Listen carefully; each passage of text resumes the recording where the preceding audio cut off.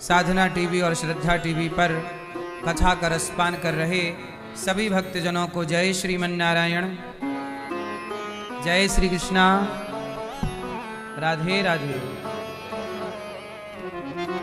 स्वागत है आप सबका आज की अमृतमयी मंगलमयी कथा में।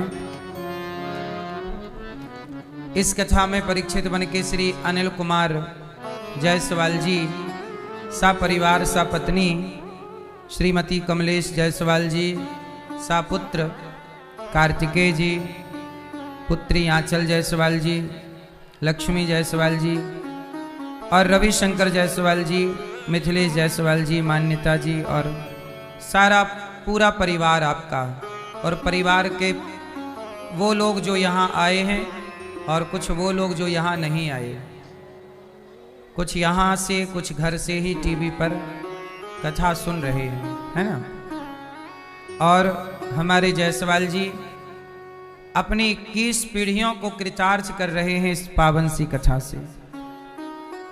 जब आप कोई शुभ कार्य करते हैं तो वह पुण्य केवल आपको नहीं, आपके समस्त परिवार को कहते हैं बाढ़ें पूत पिता के धर्मा। माँ बाप के पुण्य से पुत्र में वृद्धि होती है, बेटा बेटी माँ बाप के पुण्य से खुशहाल होते हैं। आप जितने पुण्यात्मा होंगे आपकी संतान उतनी सुखी होगी। यदि आप बिगड़ गए, भटक गए, पाप करने लग गए तो वह पाप आपको तो परेशान करेगा, आपकी संतान को भी परेशान करता है। पर आप पुण्य करते हैं तो वह आपको सुख देता है और आपके पीढ़ी को सुख देता है। तो आपका बहुत बहुत स्वागत।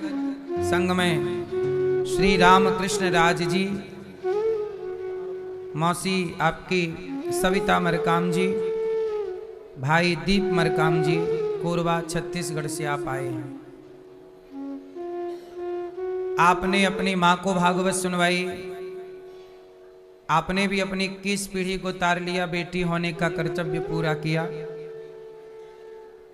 सुल्तानपुर से जायसवाल परिवार और सविता जी कोरबा से छत्तीसगढ़ से।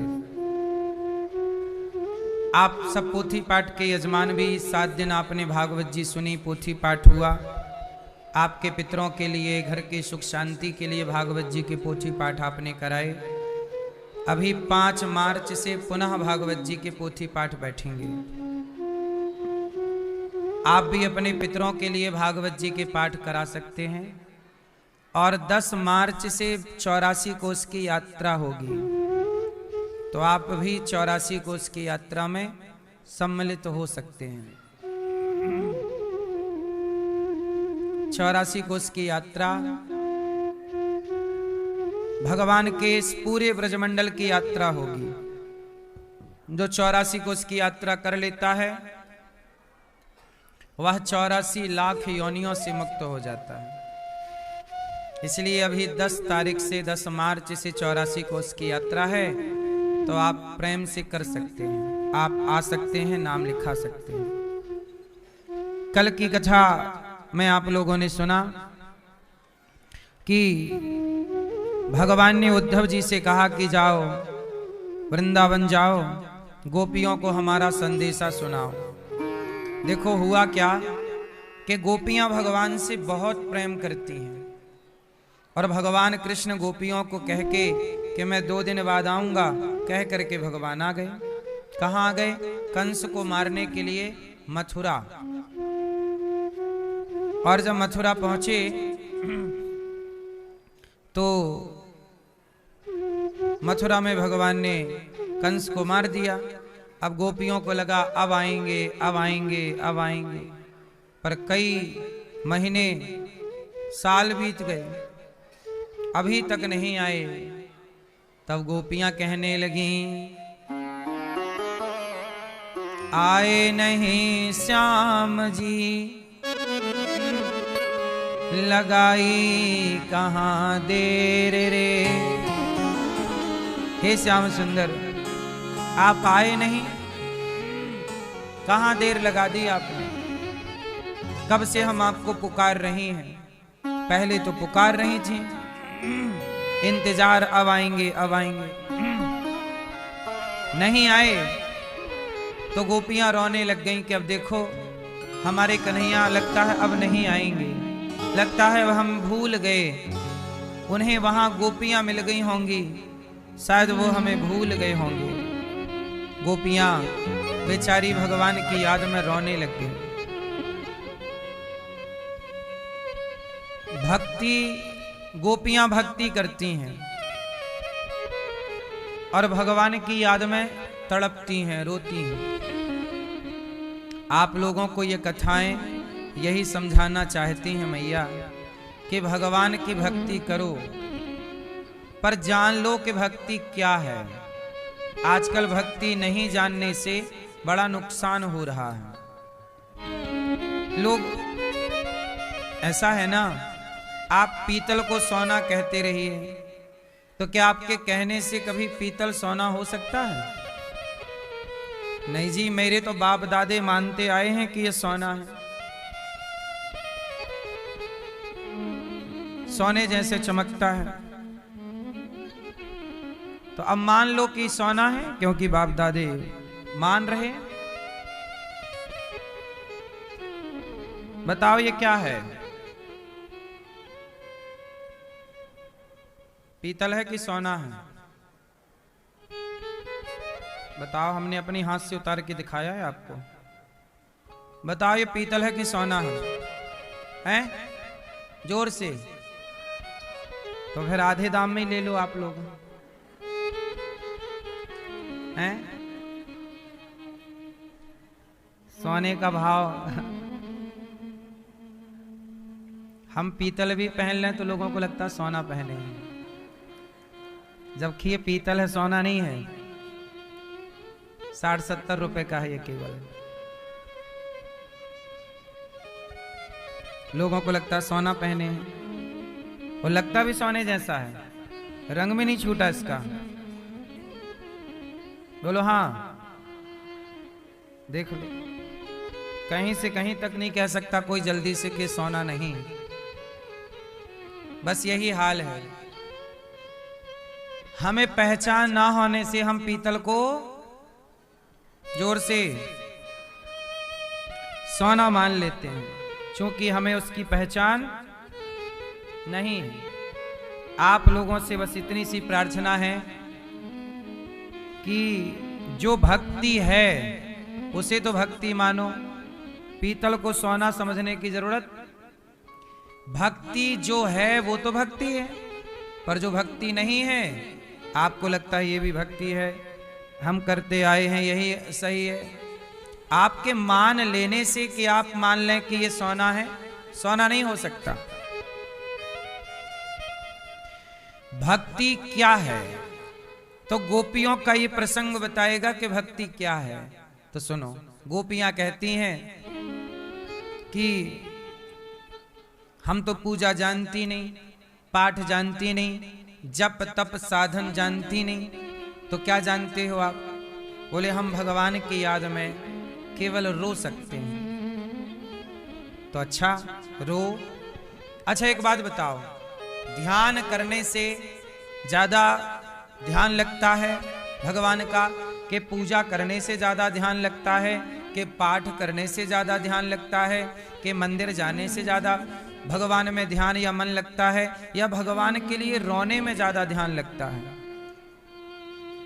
बोलो। अरे पूजा में ध्यान लगाना पड़ेगा, बोलो हाँ। पाठ में ध्यान लगाना पड़ेगा, ध्यान में भी ध्यान लगाना पड़ेगा, लेकिन जब ध्यान लग जाएगा तभी व्यक्ति भगवान के लिए रोएगा। ध्यान लगेगा ही नहीं तो रोएगा नहीं।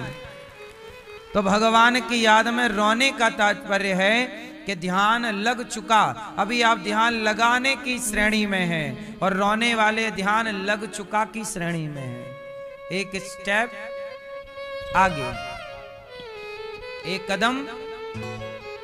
इसलिए गोपियां भगवान की याद में रो रही हैं, आप ध्यान लगा रही हैं, ध्यान लगा रहे हैं। और जिसका ध्यान लग गया वो रो रहा है। बच्चा खिलौने के लिए कब रोता है?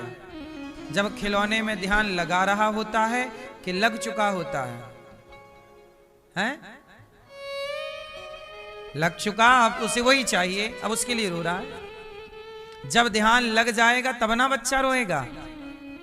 देखा ही नहीं खिलौने को तो रोएगा ही नहीं वो, है ना? तो ध्यान लग गया तो रोना स्टार्ट हुआ। ऐसे ही जो भक्त भगवान की याद में रो रहा हो, समझ लो कि यही है जो ध्यान लग चुका है इसका। अभी आप रो नहीं रहे हैं, मतलब अभी ध्यान लगा नहीं। भरत जी रो रहे हैं, राम जी वनवास चले गए, अपनी मां को डांट रहे हैं, वनवास क्यों भेज दिया, वो तो मेरे प्राण हैं, मैं मर जाऊंगा। चले लेवाने के लिए, राम जी से बोले कि प्रभु हम आपके बदले जंगल रहेंगे 14 साल, आप चलो। राम जी बोले नहीं, चलो नहीं। भरत जी रो रहे हैं राम के लिए, गोपियां रो रही हैं कृष्ण के लिए, मीराबाई रो रही हैं कृष्ण के लिए। जहां रोना है वहीं प्रेम है, जहां आंसू है वहां प्रेम है, जहां आंसू नहीं है वहां प्रेम, बताओ है कि नहीं? मैया अच्छा, गोपियां रो रही हैं। आपसे मैं इतनी सी बात कहना चाहता हूं कि आप लोग भगवान को खूब पानी चढ़ाती हो, जय जय जय, एक लोटा जल चढ़ा दिया अच्छी बात है, फूल चढ़ा दिया अच्छी बात है, तुलसी चढ़ा दी, बेलपत्र चढ़ा दिया बढ़िया है ना? मिठाई लड्डू चढ़ा दिया, रुपया पैसा चढ़ा दिया, सब ठीक है। फल चढ़ा दिए, केला सेब अनार पपीता सब चढ़ा दिया, लेकिन कभी आपने सोचा है कि इन सब की जरूरत भगवान को है?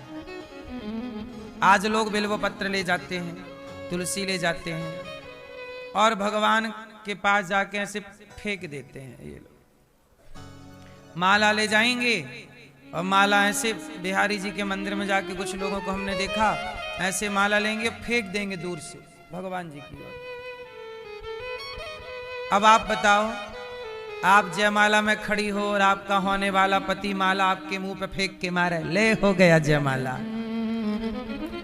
फिर आप भी माला लो, ले ले तेरे को भी मैं देती हूं एक माला, ए माला दे, अब फेंक के मुंह पे, हो गया जयमाला। ऐसे ही होता है, सही है ऐसा? जोर से, अरे भाई माला ऐसे नहीं होता कि आप फेंक के मार दो। आप मंदिर गए और माला लिया और भगवान की ओर फेंक दिया, फूल लेके गए फेंक दिया, ये पूजा है? नहीं। क्या है ये आपने औपचारिकता फॉर्मेलिटी निभा दी, अपना काम पूरा कर दिया, तो फिर कैसे माला पहनाए? ये तरीका जो है ये गलत है। आप लोगों को लगता है कि यही पूजा है, ये पूजा नहीं है मेरी मां। तो फिर क्या है? पागलपन, अज्ञानता। तो सही तरीका क्या है? अच्छा बताओ, भगवान फूल माला के भूखे हैं, रुपया पैसा के भूखे हैं कि भाव के भूखे हैं? तो भाव से माला चढ़ाओ। अब भाव से कैसे चढ़ाओगे? आओ हम वो माला कैसे भाव से चढ़ाना है, आओ हम भाव की ओर ले चलें। देखो होना क्या चाहिए, सही नियम क्या है? चलो आप लोग जरा सावधानी शांति से पालथी मार के बैठो, रीढ़ की हड्डी सीधी करो, हम आपको बताएं कैसे पूजा करनी चाहिए। सब लोग आंख बंद करो और जैसा जैसा हम कहें वैसा वैसा भाव बनाओ, इमेजिन करो। हमारे संग सब लोग ध्यान करना, मानसिक पूजा करना।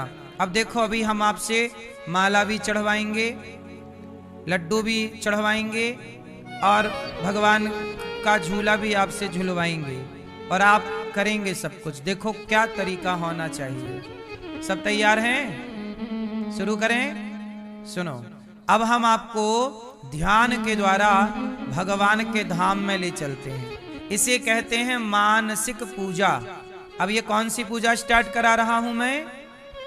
मानसिक, जिसमें केवल मन काम करेगा, शरीर काम नहीं करेगा। शांति से बैठ जाओ भैया, बैठो और मानसिक पूजा जो हम करा रहे हैं उसकी ओर एक कदम बढ़ो। सब लोग आंखें बंद करो। आंखें बंद करके अब हमारे संग चलो सब लोग यमुना जी। सब लोग ऐसा भाव बनाओ कि हम यमुना जी स्नान कर रहे हैं। सब लोग इमेजिन करो कि हम यमुना जी नहा रहे हैं। स्नान यमुना जी का करके अब हम शुद्ध सुंदर कपड़े पहनकर अब हम बिहारी जी के दर्शन करने के लिए जा रहे हैं। सब लोग चलो, भाव सब लोग बनाओ कि हम यमुना जी स्नान करके कपड़े पहनकर सुंदर अब हम बिहारी जी की ओर चल रहे हैं। यमुना जी को प्रणाम करके अब बिहारी जी की चौखट को प्रणाम करिए। भाव बनाइए कि हम बिहारी जी के चौखट को प्रणाम कर रहे हैं। अब अंदर घुसिए, प्रवेश करिए मंदिर में। भाव बनाइए कि जैसे ही हम मंदिर में गए बिहारी जी का पर्दा बंद था। अब आपने खुलने का इंतजार किया। जैसे ही पर्दा खुला ये खुल गया। जैसे ही खुला सामने बिहारी जी विराजे हैं। उनके माथे पर मुकुट है, मोर का पंख लगा हुआ है। भगवान की आंखें बहुत सुंदर कजरारी सी हैं। उनके गाल बहुत सुंदर हैं। भगवान के होंठों का दर्शन कीजिए, मुस्कान है, मानो आपको देखकर भगवान मुस्कुरा रहे हैं। ऐसा भाव बनाइए कि भगवान आपको देख करके मुस्कुरा रहे हैं, मानो आपके आने से प्रसन्न हो रहे हैं। अब जरा उनके कानों के कुंडल का दर्शन कीजिए। उनके गले में पड़ी वैजंती की माला, गले में पड़ा हार का दर्शन कीजिए। अब भगवान के हृदय का दर्शन कीजिए। भगवान के टेढ़े से हाथ, जो हाथ बांसुरी लिए खड़े हैं, उन प्यारे प्यारे छोटे छोटे भगवान के हाथों का दर्शन कीजिए। भगवान की कमर में बंधी करधनी का दर्शन कीजिए। अब भगवान के चरणों की ओर नजर ले जाइए। एक पांव के ऊपर दूसरा टेढ़ा सा पांव बिहारी जी ने रखा है, श्याम सुंदर ने रखा है। दर्शन कीजिए। भाव बनाइए कि आप भगवान को टुकुर टुकुर देख रहे हैं और बिहारी जी आपको भी टुकुर टुकुर देख रहे हैं। बगल में श्री राधा रानी है। भाव बनाइए कि बगल में श्री राधा रानी है और श्री राधा रानी की छवि भी, छटा भी बड़ी सुंदर है। उनके चरण बड़े सुंदर हैं। अब आप बिहारी जी से कहो कि प्रभु आप तो हमसे दूर खड़े हैं, थोड़ा पास आइए ना। अब आप बुलाओ भगवान को। अब आप भाव बनाइए कि बिहारी जी चल करके श्री राधा रानी आपके पास आ रही हैं। अब भाव बनाइए कि आपने उन्हें एक सुंदर से सोने के झूले में बिठाया है। सोने का झूला है, श्याम सुंदर बैठे हैं, राधा रानी बैठी हैं और आप झूला झूला रहे हैं श्याम सुंदर को। अब कन्हैया झूला झूल रहे हैं, आप झूला झूला रहे। भाव बनाइए कि आप प्रभु को अपने हृदय के मंदिर में बिठाए हैं, हृदय के झूले पर बिठाए हैं और मन मंदिर के झूले पर आप भगवान को बिठाकर झूला रहे हैं। तभी श्याम सुंदर ने कहा कि झूला ही झूलाते रहोगे, कुछ खाने को नहीं दोगे। अब आप भाव बनाइए कि भगवान को भूख लगी है, इसलिए हम जल्दी से भोजन तैयार कर रहे हैं। मोतीचूर के लड्डू तैयार कर रहे हैं, भगवान के लिए बढ़िया खीर बना रहे हैं। अब भाव बनाओ कि एक थाली पर आपने लड्डू, खीर, इमरती, पूड़ी, सब्जी तैयार की और अब भगवान के सामने बैठकर आप भाव बनाइए कि हम अपने हाथ से भगवान को लड्डू खिला रहे हैं। रोटी खिला रहे, खीर खिला रहे, और बिहारी जी हमारे हाथ से लड्डू खा रहे हैं। श्री राधा रानी हमारे हाथ से लड्डू ग्रहण कर रही हैं। भाव बनाइए, भगवान को भोजन कराइए। भगवान कहेंगे कि लो हमने तो खा लिया, थोड़ा तुम खाओ, तो वो प्रसाद आप पाओ। अब भगवान आए हैं ना, तो उन्हें माला तो पहनाओ। अब भाव बनाओ, कौन सी माला पहनाओ। चलो चलते हैं एक सुंदर से सरोवर में, वहां कमल के पुष्प खिले हुए हैं। उस सरोवर से हम जाएं और कमल के पुष्प ला रहे। भाव बनाइए कि हम कमल के पुष्प ला रहे हैं एक सुंदर से सरोवर से, और हम स्वयं कमल के पुष्पों की माला बनाकर। भाव बनाइए कि हम 2 माला बना रहे हैं, एक श्याम सुंदर को दिया, एक राधा रानी को दे दिया, और कहा कि प्रभु हम आपको क्या पहनाएं, आप ही एक दूसरे को पहना दो। तो राधा रानी श्याम सुंदर को कमल की माला, और श्याम सुंदर श्री राधा रानी को कमल की माला पहना रही है। भाव बनाइए, इमेजिन करिए कि आपके द्वारा बनाई गई माला श्याम सुंदर के गले में है, कमल की माला। श्री राधा रानी के गले में है कमल की सुंदर सी माला। अब भगवान को पुनः झूला में बिठाइए और कहिए कि प्रभु हमें आपका केवट बनना है। जैसे केवट राम जी के पांव धो रहा है, केवट कहता है राम जी पांव धुलाइए, हम आपके चरण धोना चाहते हैं। आप लोग भी जरा इमेजिन कर लो, केवट की जगह आप भी बन जाओ, केवट बन जाओ। कहो हे श्याम सुंदर, हे राधा रानी, हम आपके पांव धोएंगे आज। भाव बनाइए, एक थाल उठाइए, थाली लोटे में जल भरिए और आप धोइए ना जरा पांव। भाव बनाइए कि हम श्याम सुंदर के सुंदर कोमल चरण, राधा रानी के सुंदर कोमल चरण पकड़कर उनके चरणों को धुल रहे हैं, और जैसे केवट धुल रहे हैं हम भी केवट बनकर चरणामृत पी रहे हैं। चरणों का धौमन जल हम ग्रहण, भाव बनाइए हम वो चरणामृत ग्रहण कर रहे हैं। अब भाव बनाइए कि आप शबरी बन जाइए थोड़ी देर के लिए।